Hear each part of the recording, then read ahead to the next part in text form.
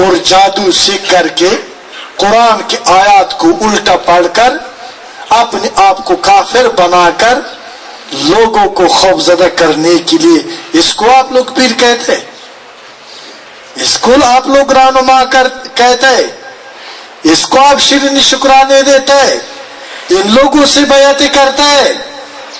تیرے نبی نے کسی نامحرم عورت سے رات کے اندھیرے میں اس کو ذکر کروائے، اس پر جذب آئے، وہ بے حجاب پڑا ہے، آج تو سب کچھ ہو رہا ہے نا۔ بخدا میں دیکھو نا، میں اولیاء کا گستاخ نہیں، میں صحیح مسلمان ہوں، میرا عقیدہ واضح ہے، اگر چاہیے تو اپنے عقیدے کا اظہار کر سکتا ہوں، کروں گا، اپنی تصانیف میں کیا ہے، آپ پڑھیں، مجھے آپ غلط مت سمجھے، میں حقیقت بیان کر رہا ہوں، آپ لوگوں کو حقیقت کی طرف دعوت دیتا ہوں۔ روحانیت حق ہے، طریقت حق ہے، ولایت حق ہے، وسیلہ حق ہے، بغیر وسیلہ خدا نہیں ملتا۔ اللہ تک رسائی حاصل کرنے کے لیے کوئی وسیلہ تلاش کرنا ہوگا، وسیلہ نہیں ہے، وسائل مختلف ہے، جو آپ کو آسان لگتا ہے وہ وسیلہ تلاش کر لو، لیکن خدا تک رسائی کے بغیر تیرا نجات ناممکن ہے۔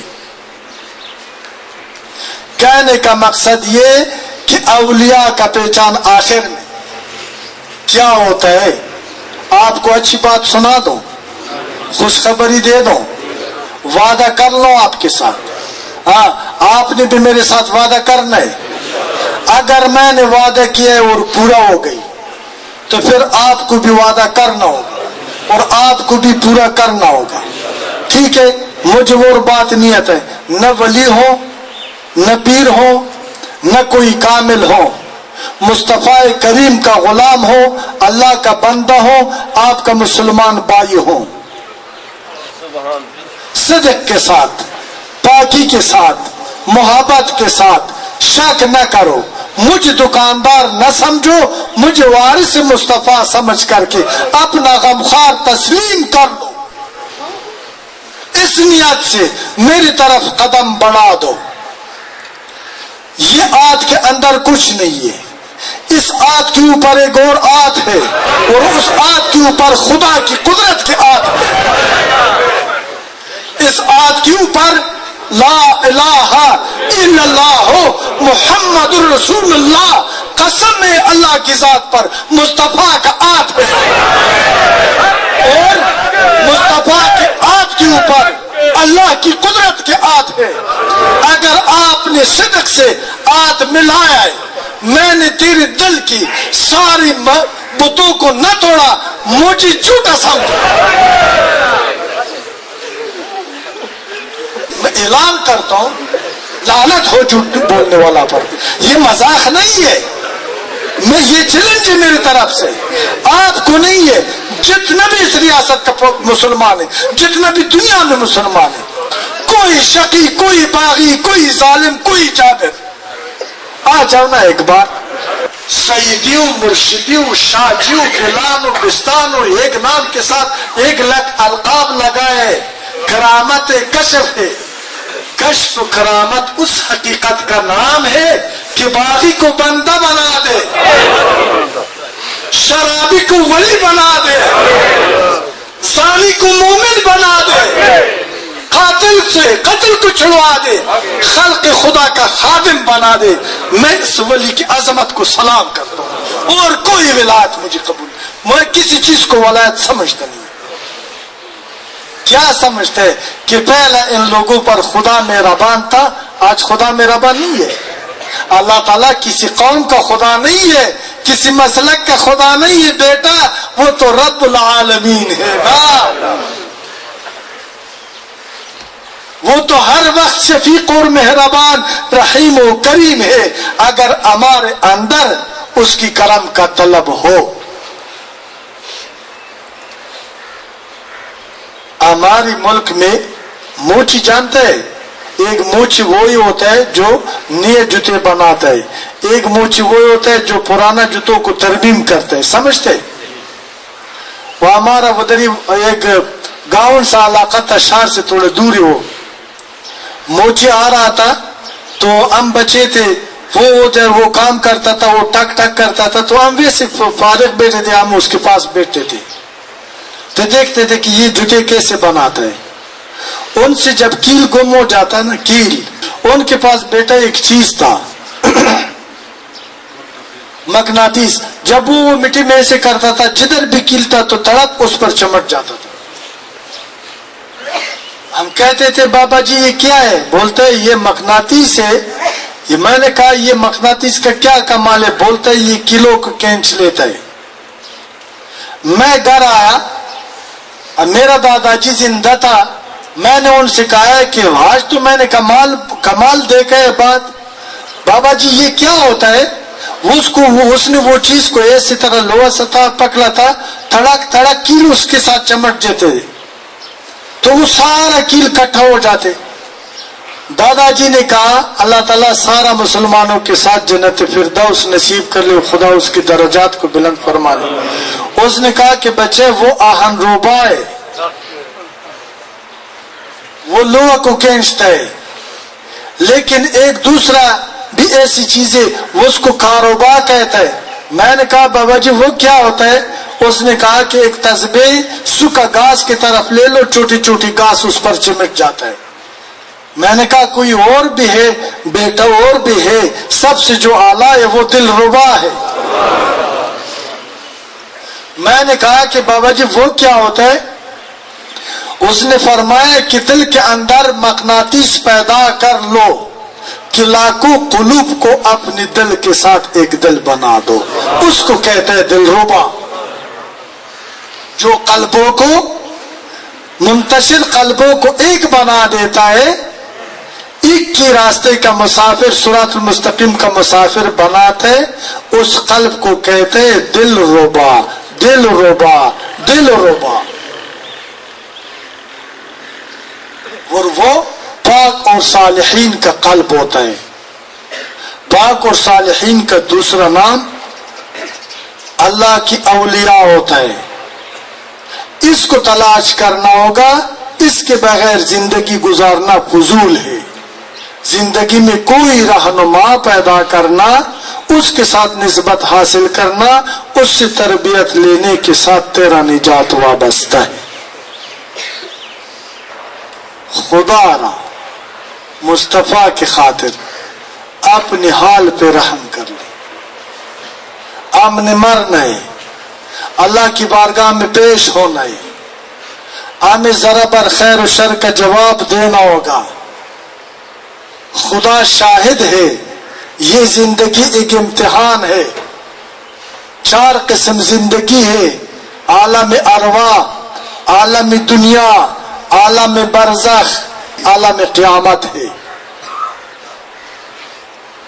जब क़यामत कायम हो जाता है, अल्लाह कज़ा फरमाएगा, मुस्तफ़ा शफात फरमाएगा, हमारा पेशी जरूर होगा। कसम है खुदा पर, ये हमसे पूछा जाएगा और हमें बस खबर सुनाया जाएगा कि अमल खैर लाए या शर। जब खैर और शर का हिसाब हो जाएगा, अल्लाह हैबत और जलाल के साथ फरमाएगा, वमताजुल यौम अय्युहल मुजरिमून अलम आहद इलैकुम या बनी आदम। आज अलग हो जाओ मुजरिमों, नेक लोगों का सबसे, ऐ औलाद आदम, मैंने आपको नहीं हुक्म दिया था कि शैतान का पैरवी मत कर लो। जाओ, अभी जो भी फसल दुनिया में बोए उसको काटो, जहन्नुम साथ लाए, जहन्नुम में चले जाओ। हमें नेकी का रास्ता इख्तियार करना होगा, हमें ताइबीन के पास बैठना होगा, हमें ताइबीन से सबक सीखना होगा। ताइबीन हमें तौबे की तरफ दावत देता है। आज अगर हम गुनाहगार है, खताकार है, मुजरिम है, लेकिन खुशी की बात तो ये है कि जिंदा तो है ना। آج ہم زندہ ہے نا، الحمدللہ آج ہم زندہ ہے نا، عقل بھی ہے، ہوش بھی ہے۔ اللہ تعالیٰ فرماتا ہے، بشارت سناتا ہے، آخر کرتا ہوں، تنگ تو نہیں ہے۔ قل یا عبادی الذین اسرفوا علی انفسہم لا تقنطوا من رحمت اللہ۔ اے اللہ کی بندو، اگر آپ لوگوں نے اپنی نفسوں پر، اپنے آپ پر ظلم کیا ہے، گناہ کیا ہے، خطا کیا ہے، جرم کیا ہے، لا تقنطوا من رحمت اللہ، اگر آپ کا گناہ زمین اور آسمان سے بھی باری کیوں نہ ہو، پھر بھی میری رحمت سے تمہیں نا امید نہیں ہونا چاہیے۔ لا تقنطوا من رحمت اللہ، یا اللہ کیسے میں آپ کا رحمت کا طلبگار بن جاؤں۔ اللہ تعالیٰ پھر خوشخبری سناتا ہے، رہنمائی فرماتا ہے، قرآن کی طرف ہمیں رجوع کرواتا ہے۔ اللہ تعالیٰ فرماتا ہے کہ الا من تاب وآمن وعمل عملا صالحا فاولئک یبدل اللہ سیئاتہم حسنات۔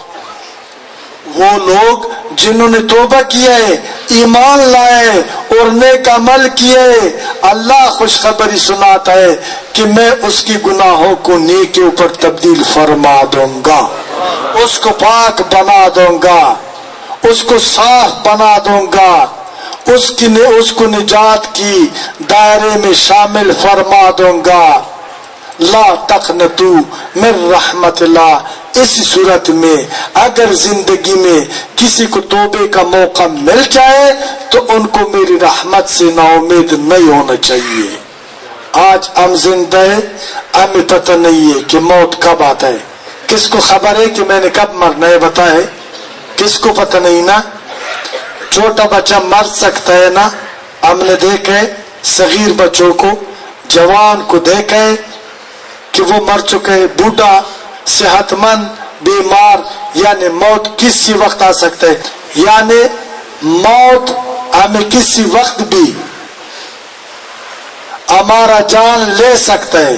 یہ بات صحیح ہے؟ صحیح ہے نا؟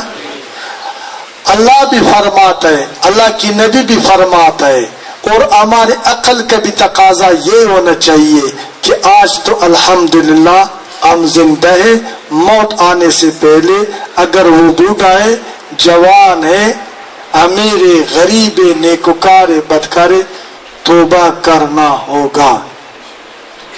تو یہی توبہ ہمارے لیے ہمارے سارا گناہوں کا کفارہ ہے۔ اللہ تعالیٰ ہمیں معاف کرنے کے لیے مختلف بہانے اور وسیلے تلاش کرتا ہے، اس لیے کہ اللہ فرماتا ہے کہ میں 70 ماہوں سے زیادہ اپنی بندوں پر شفیق اور مہربان ہوں۔ اگر کوئی میری مہربانی کا طالب بن جائے، طلب کر لے، اور مہربانی کا طلبگار وہ یہ جس کی ارادہ توبے کا ہو، اللہ کی بارگاہ میں توبہ کر لے اور سرزد خطاؤں سے نادم اور پشیمان ہو جائے۔ توبہ کانوں کو ہاتھ لگانا، زبان سے استغفار کرنے کا نام نہیں ہے۔ غیرت پیدا کرنا، عزم و ارادے کے ساتھ اللہ کے ساتھ بندگی کرنے کے وعدے کا نام ہی توبہ ہے۔ اور ہمیں اتنا پرعزم ہونا چاہیے کہ موت آ جائے، زندگی ہو، راحت ہو، زحمت ہو، جو بھی ہو، میں وہ کروں گا جس پر خدا راضی ہوں، وہ کام چھوڑ دوں گا جس پر شیطان راضی ہوں۔ تو اس وقت اللہ تعالیٰ فرماتا ہے کہ اے بندہ، اگر آپ نے زندگی میری رضا کے مطابق شروع کی ہے، میں وہ کروں گا جس پر تو راضی ہو، اور اگر آپ نے اپنا مرضی کیا ہے تو پھر میں وہی کروں گا آپ کے ساتھ جس پر میں راضی ہوں۔ میں وہ